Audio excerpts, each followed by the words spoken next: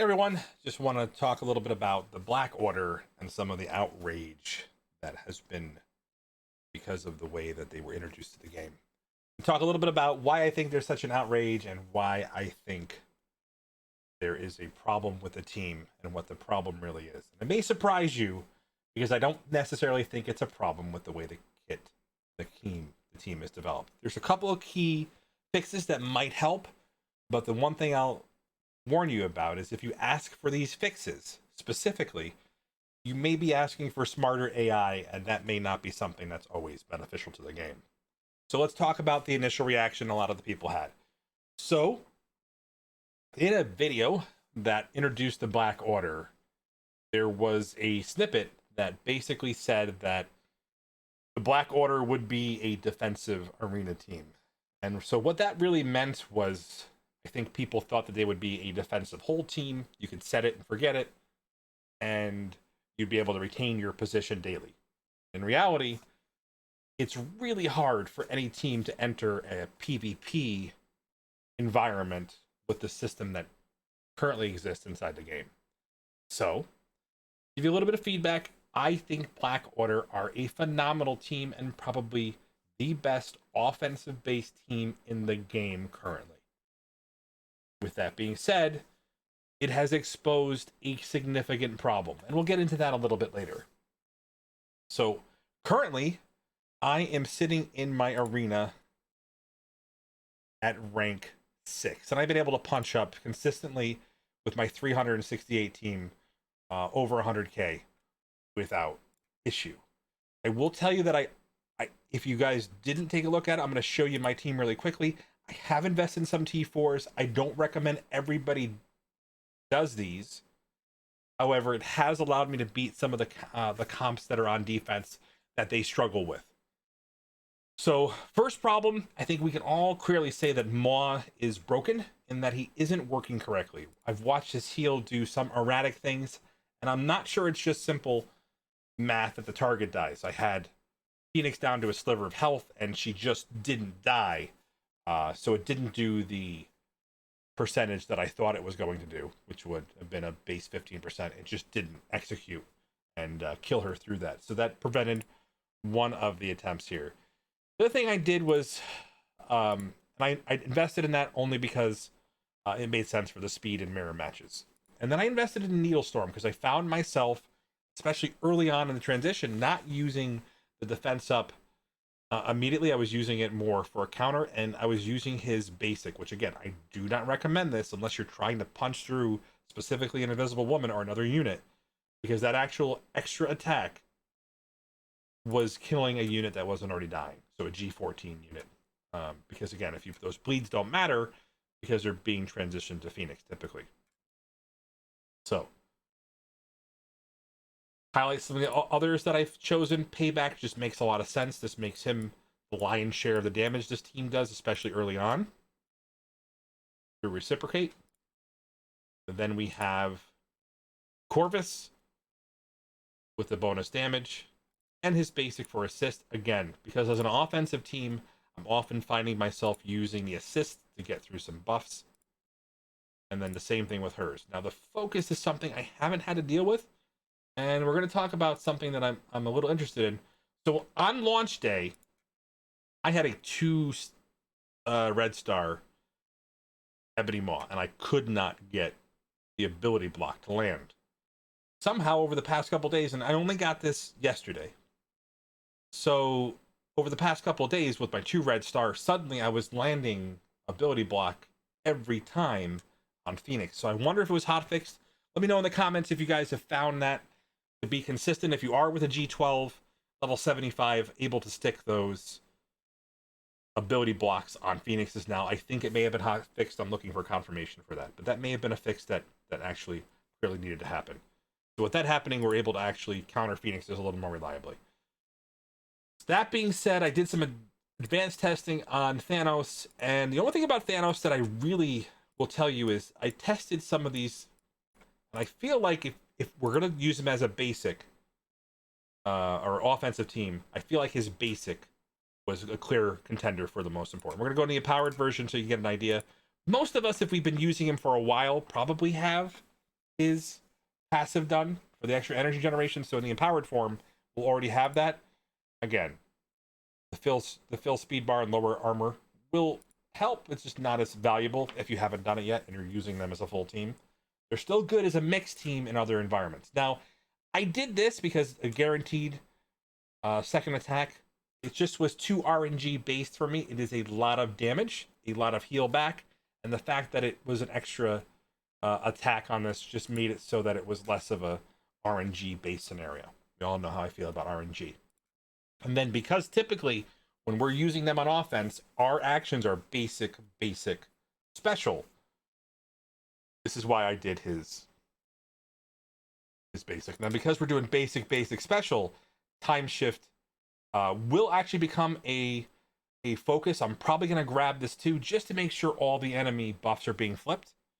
So probably something I will grab over time, but it's not holding me back. I was able to beat 100k or higher with those. Again, they're not my full recommended T4s. If I was going to highlight it, I would tell you, take a look at Chewburger's list. I think it's probably one of the better ones. We have one on my server. A couple of folks have put together some decent infographics that help you decide what T4s are better. But I will tell you that it depends on if it does what you want it to do. So my recommendation is never to invest that degree of T4s into a team until you've evaluated what it does for you without them.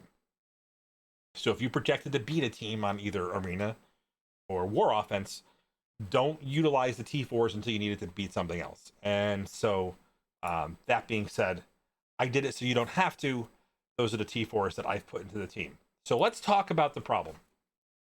So my initial reaction was one of kind of like emotion, like, oh darn it, they did it again. This feels like Wakanda again. And I don't think that's wrong, because I think if you perceive it that way, then that is a problem with the way that it was pitched. But it isn't necessarily holding on defense unless you have a high degree of G14 and T4 mats available to you. So that is the function of the power creep that we have to be careful.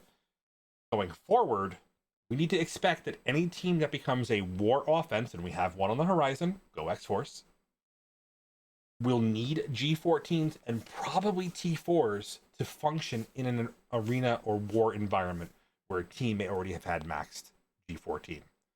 To give you an idea, they're saying that that team will counter the gods of war. So gods of war, we're all inferring that that means Asgardians. So if it doesn't beat Asgardians on day one, I think there's going to be some furor in that regard. And I think that's something we have to take into account, because a lot of people have Hela at G14. They may have brought Loki at G14 recently, and part of the team to help him get through Dark Dimension 3. Not to mention that as more and more people beat Dark Dimension 3, there's going to be a lot more G14 out there. So they're not going to be able to counter everything unless you have G14 to put into a team on offense. So that is exposed, I think, the real problem. So if we talk about the problem with the team isn't the team per se. The AI could be tweaked, but be careful what you wish for. If suddenly the AI does basic special, which again was one of my early suggestions, I really wrestled with that, because a lot of you guys had come to me and said, hey, are you really thinking that having a smarter AI on arena defense is going to be good for the overall game? And I was like, oh, yeah. If suddenly the arena team is unbeatable, well, that's overall bad for the community. So I kind of walked that back and I said, I guess it's okay. Some of the things don't make sense, but then again, we don't want that perfect arena team. If it was going to be a fix where more people's teams would win, well, basic special is probably the way to go with that. Maybe change the speed of Thanos so he's not immediately going twice and ruining his chances for that buff flip to happen. There's usually no buffs on a target in arena. The current arena meta was different. Probably thought about more of a mirror match when they designed it. That being said, we can go from here. So the real problem in this game that's been exposed is that we are clearly falling behind in G14 mats and orange mats. And the reason being is the power creep is such that the arena, war, And now the introduced PvP mode are being decided more and more by Resistance and Focus. And that is clearly a function of G14. If we think about that 70 to 75 jump, with the application of G14, you're seeing huge Resistance and Focus bonuses that were not seen in previous gear iterations. So that is game changing. If you've done an 8.3 battle with your G13s and pulled a G14, you might have seen your ability stick less often. And more importantly, in the war environment, when you're seeing full G14 teams, or even partial, the things that were reliable, the dispels, are not happening. So that has really exposed this team. It's kind of I think the biggest glaring error for me is going forward. If you're going to invest in a team, you have to have the materials ready to bring them into the environment for which they're intended. So if you're going to bring them into a war offense or arena defense or arena offense, they have to be able to be G14. And that just means that the resources are currently unavailable in the game. Not to mention the gold to bring them up to the levels they need to be. So FoxNext, if you learn one thing from this, people are going to make decisions based on what they can afford, what they want to do with the game, and the current bottlenecks that they have based on the fact that these things are currently unavailable and unreliably available. We're talking about randomly available through refreshes for cores in the shop daily and being bought for gold. More importantly, the war orbs that have become the other source of G14 materials. That bottleneck is really slowing down the game and is actually part of the reason why this outrage is occurring. So for me, whenever I talk about something as far as what I want to fix, I have a problem, you better have a solution to fix it. That's the quick solution. Again, they could also make it change so that the AI is smarter, but I don't know if I want that to happen. And finally, the last piece of the puzzle is fix Maw, and you'll solve part of the problem. A legendary character that has that type of impact on the game can have certain functionality that just don't work out of the get-go. You've really evaluated what a lot of people, the time and effort people put into the acquiring the character, and that just generally feels bad. So part of the outrage is justified. Now, to sum it up, Blackwater is a good team. They probably sit at number 1 and number 2 overall offense for war.